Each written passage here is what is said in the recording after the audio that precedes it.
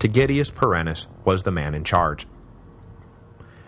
When Commodus did climb down into the real world of politics, it was mostly to humiliate some senator or rearrange the provincial postings to keep everyone on their toes. Beginning during this period, but not perfected until the fall of Perennis and the rise of Cleander, who had recently been made chamberlain to replace the assassinated Satyrus, was the regular sale of office and the constant shuffling of office holders. Perennis and Commodus were, in a way, engaged in a friendly rivalry to see who could create the most political and bureaucratic chaos so that the dust would keep swirling and they themselves would remain safely cocooned in the center of the storm. Consulships were bought and sold, praetorian prefects were appointed and fired sometimes within the span of days, governors were sent out to provinces and learned that they had been replaced when they arrived at their new posting, and, most important of all, membership in the Senate was open to anyone who Commodus favored, or, perhaps more importantly, who the emperor thought the old senators would hate. The empire was lucky during this chaotic period for two reasons. First, the borders were relatively peaceful.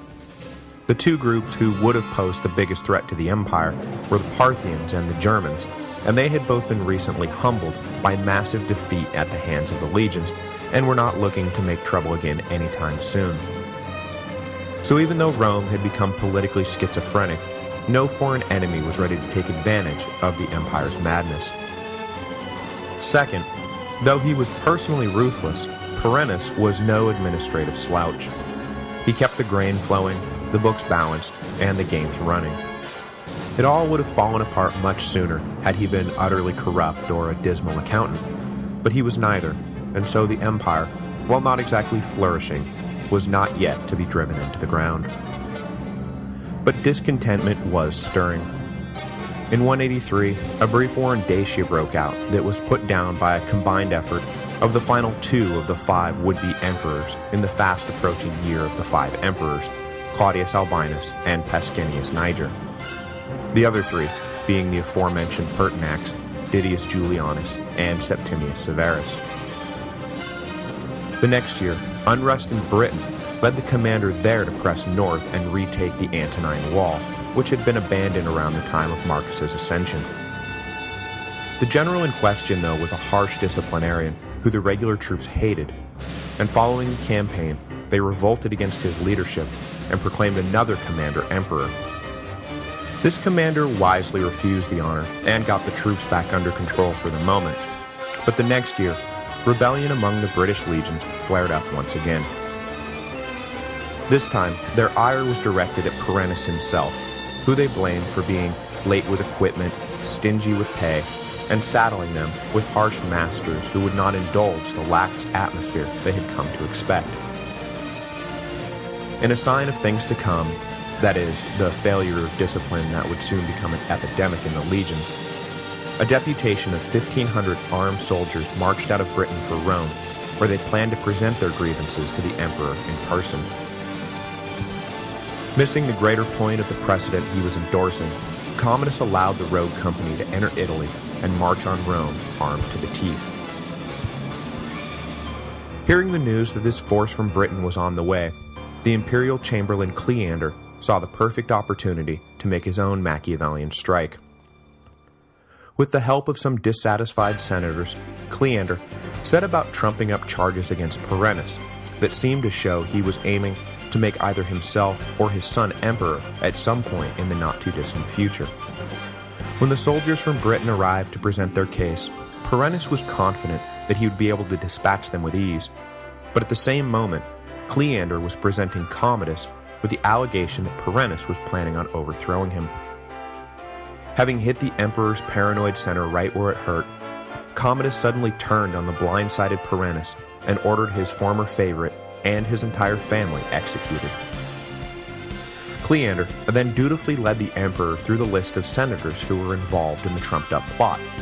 Conveniently, they were all personal enemies of Cleander, and the aristocracy was once again caught up in a bloody purge, already the second of Commodus's short reign. The fall of Perennis would send the empire off a cliff, because while the old Praetorian prefect had been a capable administrator, his replacement as imperial favorite Cleander was nothing of the sort. Next week, the wheels will come off the bus. The art of creating bureaucratic chaos for fun and profit will be perfected by Cleander, who will run the Empire, if you could even call it that, for 5 years, while Commodus drifted further off into his own private fantasy land. Cleander will finally be eaten by the monster 30s, but will be forced to step in and actually do some real governing. But by this time, he was convinced not only that he was the reincarnation of Hercules, but also that he was the greatest gladiator who ever lived, so it's not like he brought a lot of stability to the situation. Like Domitian before him, Commodus would eventually be done in by members of his own inner circle, who were worried that they were about to be caught up in yet another round of purges. His assassination on New Year's Eve 192 will spark the first great domestic crisis since the year of the 4 emperors, and 193 AD will go down in history with a nice little nod to inflation as the year of the 5 emperors.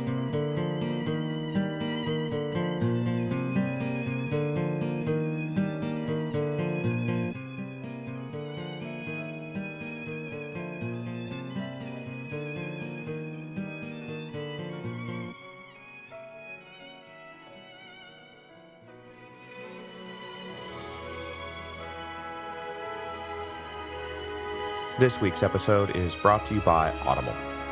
As you now know, Audible is the internet's leading provider of audio entertainment with over 60,000 titles to choose from. When you're done with this episode, go to audiblepodcast.com/Rome. That again is audiblepodcast.com/Rome. By going to that address, you will qualify for a free book download when you sign up for a 14-day trial membership. There is no obligation to continue the service, and you can cancel anytime and keep the free book. You can also keep going with one of the monthly subscription options and get great deals on all future audiobook purchases. This week, I am going to go back to the very beginning and recommend The Histories by Herodotus. Herodotus is widely acknowledged as the father of history, and though he was not exactly rigorous about his separation of fact and fantasy, he was the first writer in the Western world to really lay down a full, compelling history of the past, and for that alone, we are all in his debt. Just remember to go to audiblepodcast.com/Rome so that they know who sent you.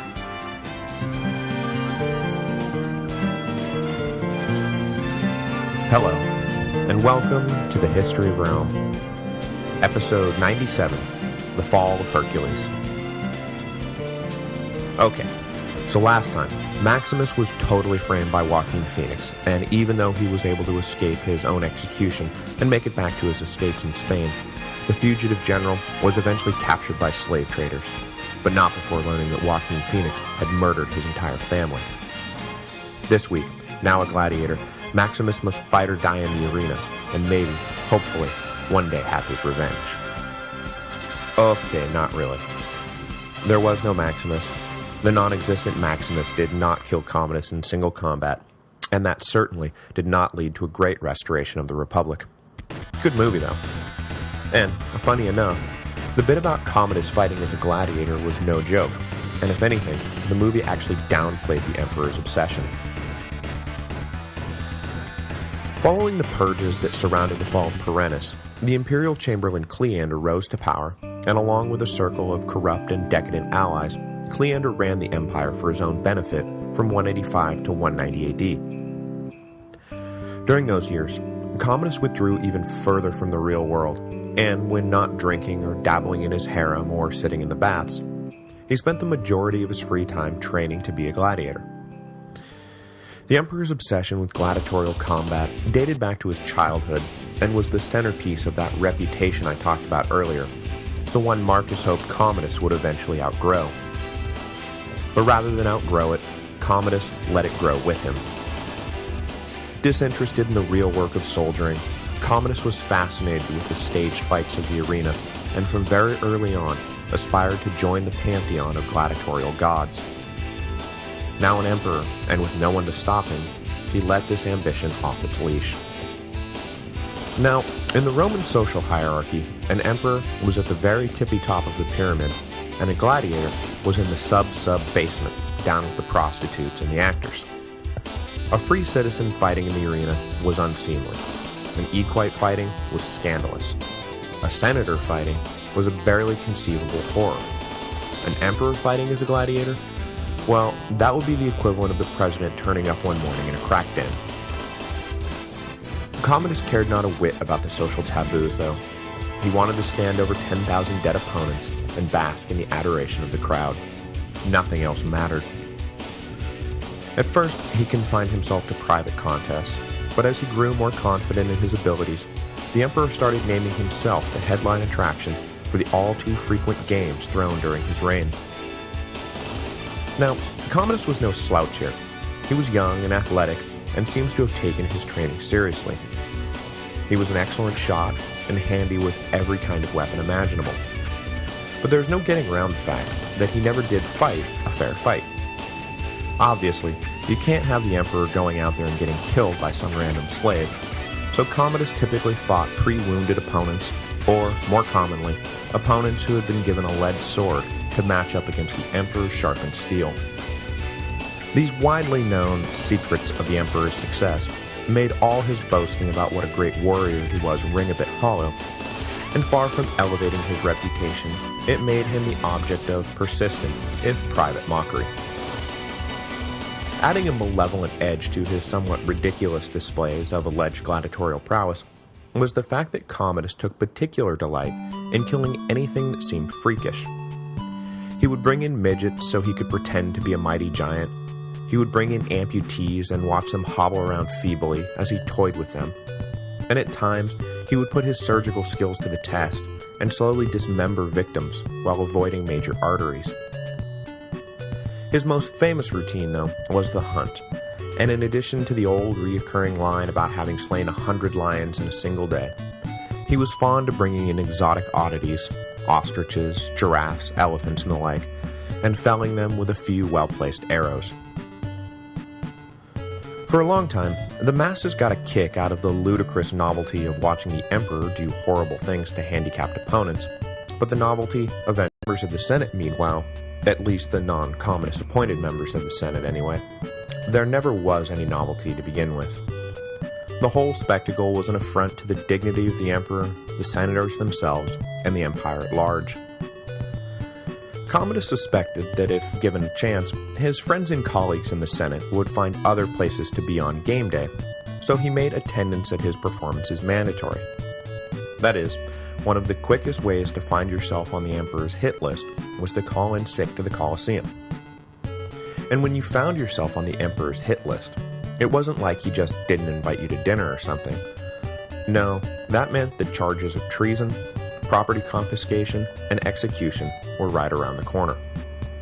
So the senators went and watched the emperor club cripples to death. Really, the whole thing was just cruel, pathetic, and sad. Meanwhile, the empire continued to plunge unchecked towards a system-wide failure. The legions, upon whom Commodus was in part resting the legitimacy of his reign, were beginning to slip away from him.